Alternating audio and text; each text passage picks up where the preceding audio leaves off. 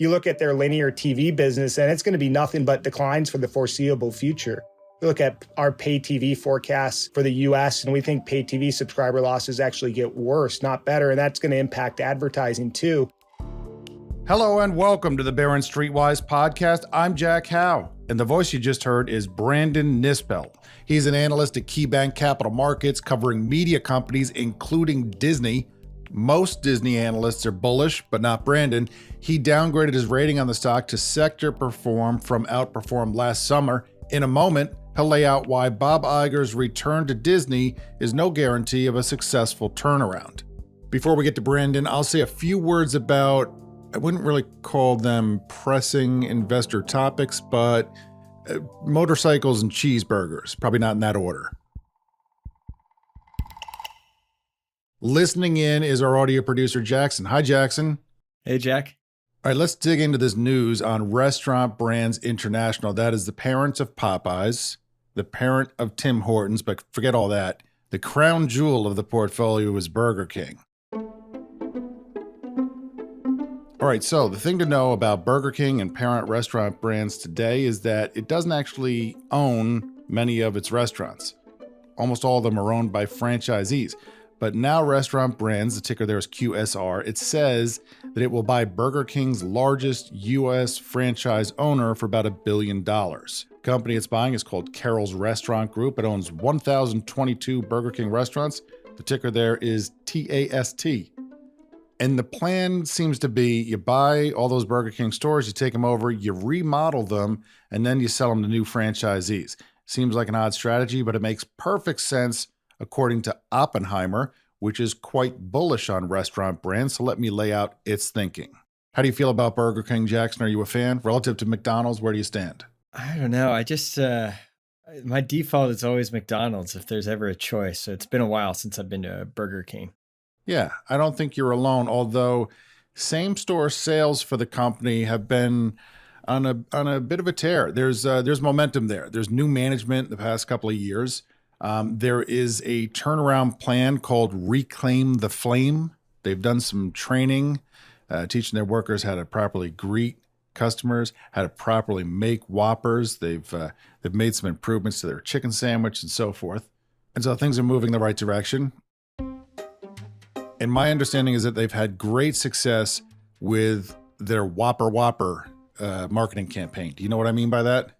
No idea. You haven't heard the Whopper song? No. Can you sing it for me? I will. It is not hard to remember the words. The first 4 words of the song are all Whopper. So it goes, Whopper, Whopper, Whopper, Whopper, Junior, Double, Triple, Whopper. That's all I know. Nice. And you think to yourself, where and when was the meeting? Picture the meeting with the executives. The young advertising hotshot comes in. He says, we've got a new plan. We've got a song. We're going to sell a lot of burgers with this one. This is a hit. Opens the curtain. There's a barbershop quartet. Right. And the chief says, okay, let's hear it. And he goes, Whopper, Whopper, Whopper, Whopper. And the executive says, let me stop you there. So far, all I'm hearing is Whopper. It's gold. You know, it might not have been that far from that at the company. I understand that there were some reservations. There was some skepticism about the campaign initially from the top brass, but the song has become, as they say, a viral hit. It's been, it's been satirized and so forth on TikTok. There's 11 million views on the YouTube video. Of just the commercial. Yeah. Play the one for us of the guy on TikTok who did the wedding song, like the song you play while you're walking down the aisle of your wedding, and it's an instrumental version of Whopper. The text says, imagine a Burger King wedding entrance. Right. And you have this guy in a crisp Hawaiian shirt on an electric keyboard. That's how you start a lifetime of wedded bliss together. That's, that's the way to keep it flame broiled, if you know what I'm saying. Anyhow, so Whopper's a hit. Same-store sales are growing. And there's something going on with a lot of fast food restaurants now, which is remodeling. Many of these restaurants were built for people to go inside, eat the food at the table. But these days, overwhelmingly, most orders are done through the drive-thru. So you can redesign these stores to have better throughput at the window. You know, you could have wider lanes. You could have spaces for people to wait for their orders to be brought out, that sort of thing. You can have more digital savvy and better ability to shift workers between the counter and the window. If you do it the right way, you get a quick boost in sales, and Burger King has found that its remodels can raise sales by 12%. So it's a slam dunk, and more than half of the restaurants of the franchisee that it's buying need to be remodeled. But of course, it costs money to do remodelings, and that's where this acquisition comes in. The parent company taking over these restaurants, it can spend the cash flow to them and do an accelerated remodeling. Then it can turn around and re-franchise those restaurants. Restaurant Brands has also said that it would like to have more franchisees who each control smaller groups of restaurants. It's no longer following this bigger is better type of strategy. The idea is to have more local franchisees controlling restaurants in the communities where they live. Oppenheimer has called Restaurant Brands a top pick in its restaurant coverage for the second consecutive year. It says that the turnaround effort is poised to surprise positively in 2024. We will see. The shares go for about 22 times this year's projected earnings, which is a fairly ambitious price, but earnings are expected to ramp up quickly, more or less doubling over the 5 years ahead. You can decide for yourself whether you agree with Oppenheimer's take. Whopper, Whopper, Whopper. Whopper, Whopper, Whopper, Whopper. It's going to be my head all month. And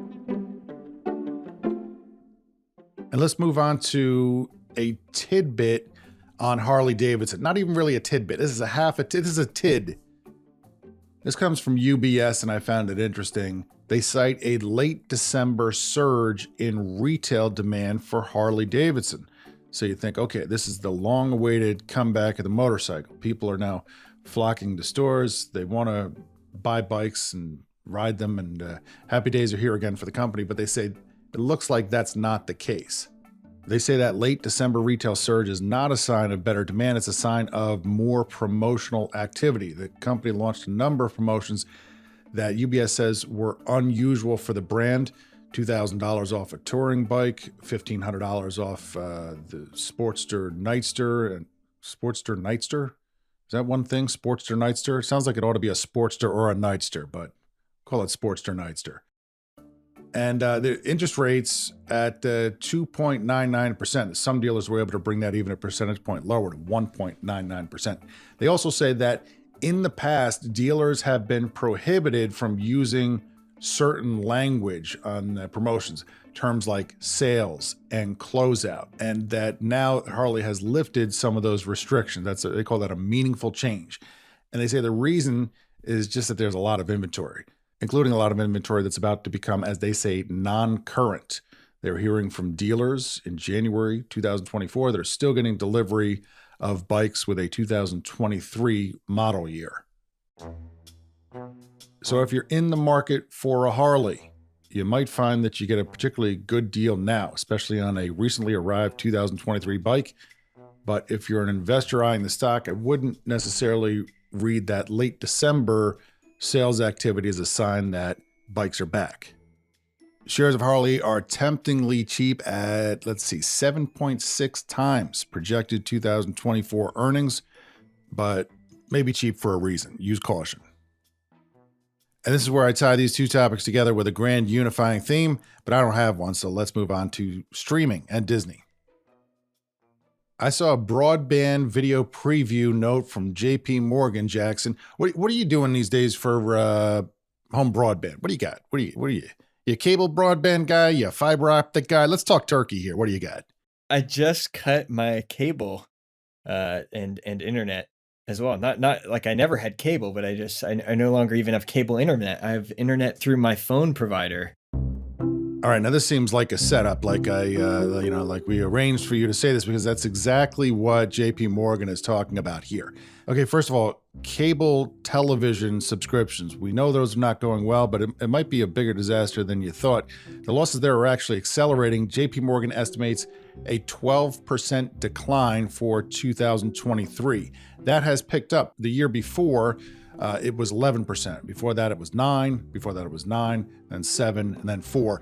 It actually started accelerating right around when Disney Plus launched in 2019. I don't know if that's a part of a cause and effect or if Disney just launched Disney Plus around the time when TV subscriptions were falling off a cliff. But anyhow, it's not getting any better. Now, the thinking has long been that's okay for cable companies because as people cancel their television subscriptions, they're going to keep their broadband through the cable company. And those broadband connections are actually higher margin. They're more lucrative. So things will be fine. But that's not what JP Morgan quite predicts. They predict that more than 100% of the broadband additions this year, net additions, will be from fixed wireless. In other words, these 5G services like you can get from Verizon or from T-Mobile. Jackson, explain how it works. Yeah, basically they just give you a box and it connects to their 5G network, just like how your cell phone connects, and you. The box has a phone number, correct? Yeah, it does on my bill, but I don't think you can call it. And it's just right. It's a static box. It's kind of like if you were using your phone as a hotspot and you just set it there, right? Yeah. That's what it's doing. It's feeding 5G internet to the rest of your house. And they say that it's pretty good. How are the speeds? Yeah, the hot box is doing well. Is that what they're calling it? They call it a hot box? No, I don't. Okay. I'm looking at it right now. It's doing great. I haven't noticed any difference in cable, which I guess is good. And your experience, I saw some pricing on them. I saw one company had it where if you had their wireless phone service and then you got their wireless broadband, you could get the broadband for, I want to say $45 a month. That might be with some twists and turns, like you sign up for, automatic billing and paperless this and, so forth. But it's pretty cheap, right? Am I in the neighborhood? Yeah, it's about 40% less than what I was paying. Nice. So you're saving money. I think a lot of people are doing that calculation and doing the same thing because JP Morgan says that all of the growth and then some in broadband connections right now are coming from these fixed wireless services, which implies that there are declines for cable broadband. There is still growth for it's got an acronym V, a little V with a big MVPD. That stands for virtual. Go ahead, tell us the rest, Jackson. What are give me the acronym again. Virtual multi-channel video programming distributor. Basically, that's your YouTube TV, right? It's like a bundle of channels, but you don't go to your cable company, you get it online. So Hulu, not the Hulu streaming service, but there's like a Hulu live TV version of this where you get your bundle of channels. That's another service. So people who leave their cable companies, they're getting these little V, big MVPDs. But JP Morgan says that it expects growth there to slow because it says the value proposition is waning. Why? It says more sports content is shifting to streaming platforms. I don't know if I've mentioned this in the podcast yet, but in my family, we've been watching a lot of women's college basketball, including the Iowa Hawkeyes. That's where Caitlin Clark plays. You know about Caitlin Clark. Clark connects on a three. Timeout, Louisville. They say you have to cover her from the time she gets off the bus. She'll drop a three from anywhere. She shoots from the logo, as they say, from midcourt. Anyhow, so we watched those games, and they're all over the place on all different channels. And I saw one the other day, and it was on Peacock, and only Peacock. It wasn't on NBC, which is part of the same company. You can't find it anywhere on regular TV. You got to get Peacock for it. So I think people who have these virtual channel bundles, which I do, are finding, wait a second, that's not enough. Now I have to go over here and pay extra to get sports. Well, what do I need this virtual bundle for to begin with? And JP Morgan is saying maybe that kind of thinking is going to cut into growth. These are just a couple of trends to watch if you're invested in cable stocks or media stocks. And we're going to talk about a media stock right now with Disney. Is there anything we should say to set this call up? Jackson, we have talked about Disney a bunch on this podcast. We have spoken with, Bob Iger on this podcast. We've spoken with Bob Chapek. We covered the parks shutdown early in the podcast and the reopening and the shift to streaming. And more recently, the quandary about what to do with ESPN. Here is a brief overview of Disney. And when I say brief, I mean probably not that brief. Let's see how it goes. It's an entertainment conglomerate, right? So they do film, they do television, they do theme parks. But I think of it in terms of the contribution over the years to profits. There's a moment called the Disney Renaissance under a former chief named Michael Eisner. And people usually pinpoint the beginning of the Disney Renaissance with the movie The Little Mermaid. That came out and it was a big hit. And that led to a bunch of other big hits. That was 1989, led to a bunch of other big studio hits for the company, Beauty and the Beasts and Lion King and Toy Story. And I think a lot of investors tend to think about Disney's prosperity or well-being in terms of what's going on at the box office. But of course, the box office has always been kind of a hit or miss business. You know, it kind of comes in waves, and it's not a particularly robust contributor to company profits. I think of Disney as a company that has its history in films, starting with animated ones, moving on to live action. And it went through a period, and this started during the Michael Eisner years. It started really in the mid-1990s with an acquisition of Capital Cities / ABC. It went through a period where the entire business was dominated by television, especially, this is during the rise of cable TV. That deal brought majority ownership of ESPN. For people who are not old enough or who don't know, cable TV was basically an economic miracle for the companies who sold it. Look at cable, cause cable's now. Cable's cool. Cable's hot. Look at cable to entertain and inform you 24 hours a day. And during national people bought bundles of channels, the channels they wanted and the channels they didn't want, and then they sat through just endless commercials across those channels. And there wasn't a lot of choice. You basically bought what the local cable provider was selling, and you liked it, or you had to, right? And more than 80% of households signed up for that service. And now the percentage of households who subscribe to pay TV is below 50%. What changed, of course, was Netflix and the rise of streaming, which began the shift of power from the television distributors to the television viewers. These days, people have choice of what they want to subscribe to. They can sign up for services. They can watch them for a month. They can switch over to something else. And that's a big problem for a company like Disney. If you don't know, Disney's stock price is around half of what it was a few years ago. So the company is in a funk, and everyone's talking about what Bob Iger can do to get them out of the funk.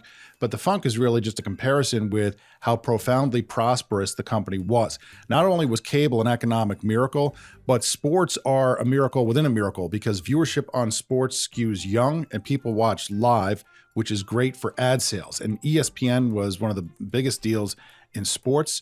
And the company was able to use its cash flow to bid endlessly higher for sports rights and gain an advantage over other networks, which made it a must-carry channel. And then it would go out even after cable subscriptions peaked.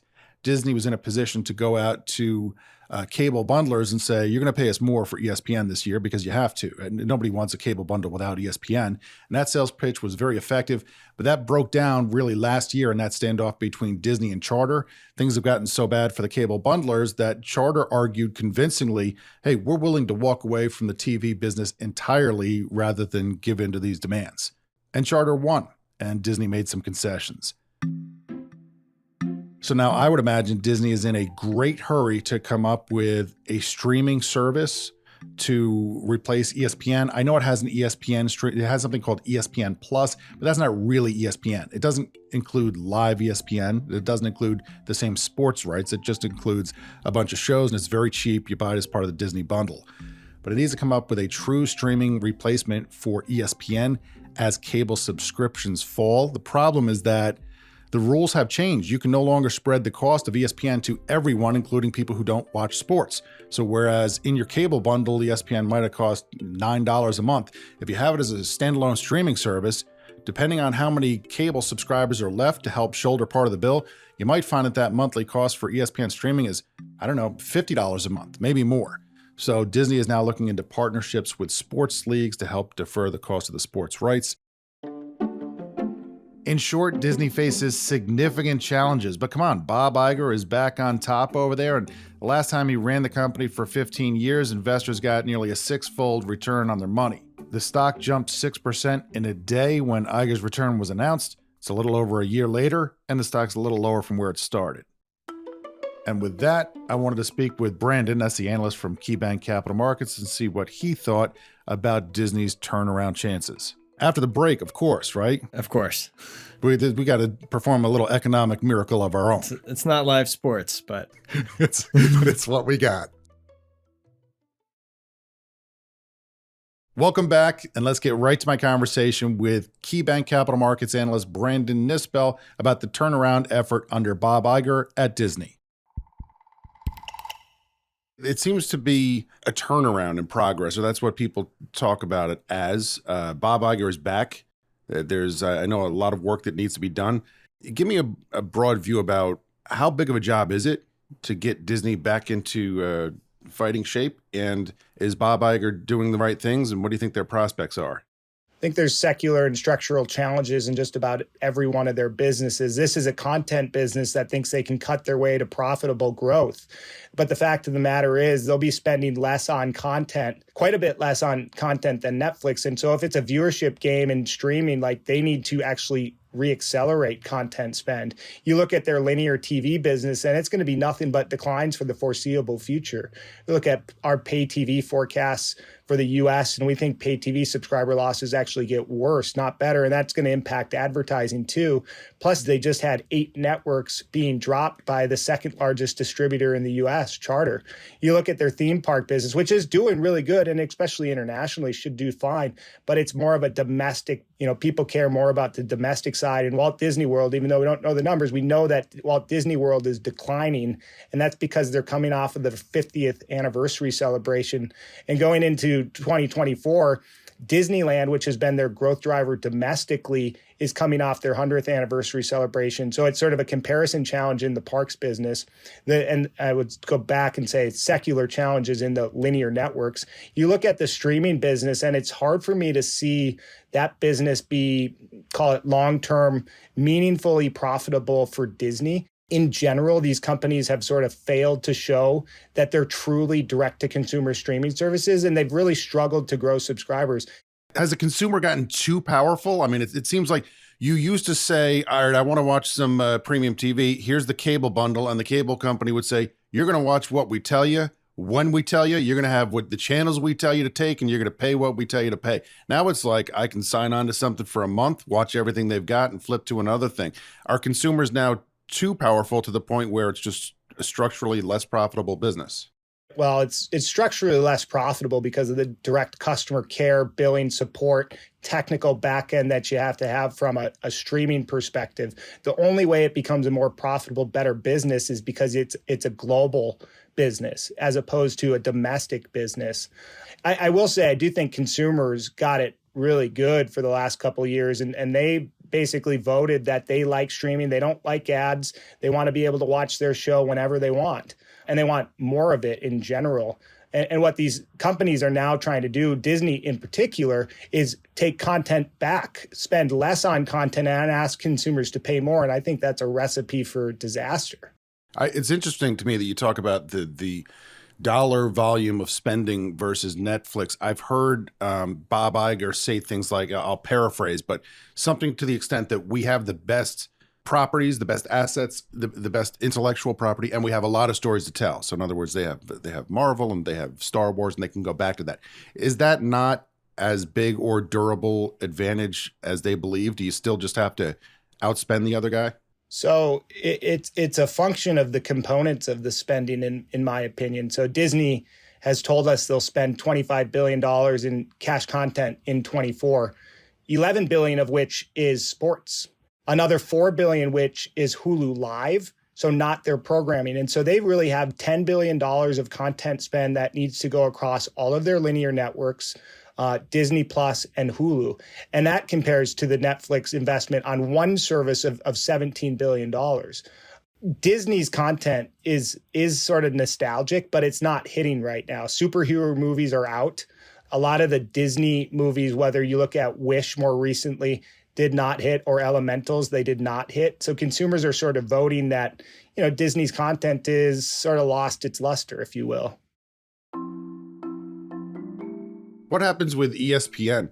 It's so enormously profitable in the past, but then sports rights have gotten so expensive. And I hear now there's talk of them trying to cut a deal with sports leagues to maybe share some of the cost or economics going forward. What are the prospects for that business to continue generating the kind of cash that it did in the past? I think there's no doubt we've hit peak profitability for ESPN. Going back to the comments around linear TV, which is in decline, that's going to hurt. Plus, then you have a cost base that's going up annually every year from a sports content perspective. So I think profitability is going down. I think the prospects for them to do a deal with the leagues are slim to none. Disney is one of their largest partners, and it seems, I don't want to say anti-competitive, but like the leagues want as many potential partners as possible. And so if they take an investment in ESPN, it seems like they are favoring one partner over another, which would probably not make your other distribution partners very happy. I think the best chances for ESPN is to find some sort of distribution partner for the full service ESPN offering that is expected to go to streaming. And that would be someone like Verizon, right? Verizon has mass reach across the consumer landscape in the US. They've done partnerships in the past with Disney Plus, and those were successful. The other option is, even though Disney spends $10 to $11 billion on sports, it's still not enough. At 30 million subscribers on ESPN Plus today, Disney would have to charge $30 a month just to break even on a full service linear ESPN service. And so they need more content. They need other NFL content. So it'd be more likely that they do a content deal with like a Fox, where ESPN is like this homepage and you can access all of your sports content through ESPN. You can go to Fox. You could watch NBC football on Sundays. That's how I see it sort of playing out. What does your report card for Bob Iger look like since his return? Is he doing the right things? Are there different things he should be doing? Or is it a matter of, it's just beyond his ability? I think it's a big job. I'm not sure. My report card would be it's pretty average. He went in and initially started cutting costs from a headcount perspective and getting rid of a structure in Disney that was very top heavy. And trying to give power back to the content creators, which was always the way Disney ran the business. So I think in that regard, that's good. But then going to, a lot of the issues that Disney is facing today are what he created. He initially did the Hulu deal, and now Disney has to fund, an investment in Hulu, where Hulu it may go away. Well, why does Disney feel that they need Hulu? It seems like it's just the platform. They don't have an option. They made an agreement with Comcast where Comcast had a put meaning a right to sell. So Comcast had the right to sell their remaining stake to Disney at a minimum valuation. So that was an agreement that I would probably assume was approved by Bob Iger. So he put them in that mess. And now Disney's talking about going to call it one app experience. And you see Hulu now integrated within Disney Plus. So the value of Hulu really is the brand, which the brand goes away once you integrate it within Disney Plus. And then it's the subscriber base. Hulu doesn't have any content, really. It's all the FX and Fox content that was purchased. So they had to buy out the rest of Hulu, but then they're not able to spin it off or unload it or find a buyer or get their money back because it's just not that valuable absent the content. There's not enough value in the platform itself. Is that it? I think that's fair, yeah. Last Disney question is, what would you have to see to become more positive on the stock? Obviously, at some price, the stock becomes attractive to you, so a much lower share price might be one of those things. Are there other, signs that would convince you that, okay, they're starting to get a handle on this thing and, they're turning things around, or is it just you just need a lower price? Yeah, it could be cheaper. The stock's still not cheap, even though it's came in quite a bit. It's still the most expensive media asset on a EV to EBITDA multiple basis that I cover. And I don't expect a re-rating in terms of a higher valuation unless, the theme park business is the best business they have by far and away. And I think the challenges they have are sort of comparison challenges.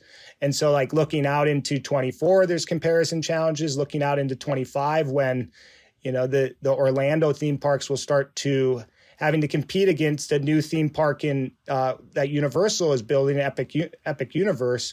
I think there's a couple years of sort of difficult comparisons where the stock probably isn't going anywhere.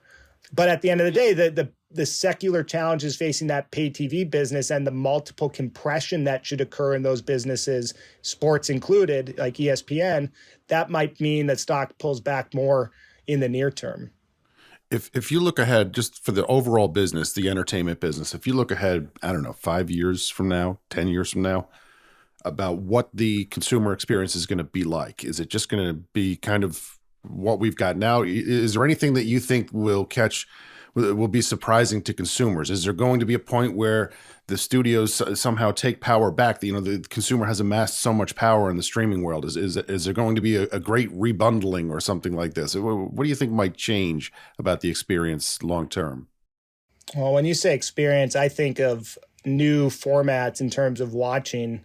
And I do think in general, consumers' appeal to go to theaters is probably not going to come back to where it was previously. We have too many options now from a streaming format. Now, how do you change the home viewing experience? Bob Iger came up on stage at Apple during the Apple Vision Pro thing and touted how that would be sort of a new experience for consumers.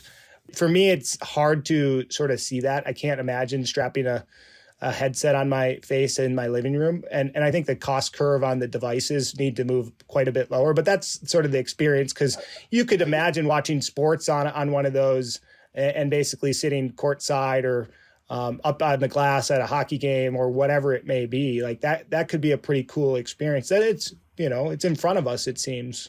I used to say that the old, headsets from different manufacturers look like toddler toilet seats, and the new one from Apple looks like it's going to look more like a ski mask, like ski visor. So it seems to be moving in the right direction. But I'm not shelling out $3,500 to try out the first generation. We'll have to, maybe the second generation. We'll see what happens. I'll wait for the reviews as well. Is there anything across? Before I let you go, across your coverage, you're cautious here on Disney.